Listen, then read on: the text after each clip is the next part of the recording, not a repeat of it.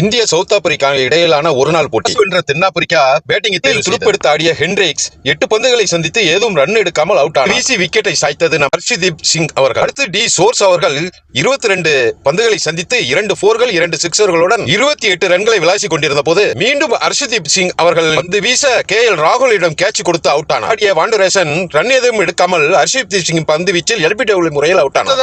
ஆட வந்த captain Markram அவர்கள் 21 பந்துகளை சந்தித்து 2 4களை அடித்து 12 ரன்களில் ஆவேஷ் கான் பந்து வீச்சில் அவுட் ஆனார். ஆடிய கிளேசன் அவர்கள் 9 பந்துகளை சந்தித்து 1 4 அடித்து 6 ரன்களில் அவுட் ஆனார். வீழ்த்தியது நம்ம ஹர்ஷதீப் சிங் அவர்கள். அடுத்து டி மில்லர் அவர்களை 2 ரன்னிலும் மல்டரோ அவர்களை 1 ரன்னில் அடுத்தடுத்து வீழ்த்தினார் நம்ம ஆவேஷ் கான் அவர்கள். அடுத்து பெகலோவாயோ சிறிது நிலைத்து நின்று விளையாண்டார். 49 பந்துகளை சந்தித்து 39 ரன்களில் நம்ம ஹர்ஷதீப் சிங் அவுட் ஆக்கினார். தொடர்ந்து கே மகாராஜ் அவர்கள் 4 ரன்களில் சுருட்டினார் நம்ம ஆவேஷ் கான் அவர்கள். ஆக மொத்தத்தில் 116 ரன்னுக்குள் சுருண்டது தென்னாப்பிரிக்கா அணி. நம்ம ஹர்ஷதீப் சிங் 5 விக்கெட்டுகளையும் ஆவேஷ் கான் அவர்கள் 4 விக்கெட்டுகளையும் குல்தீப் யாதவ் அவர்கள் 1 விக்கெட்டையும்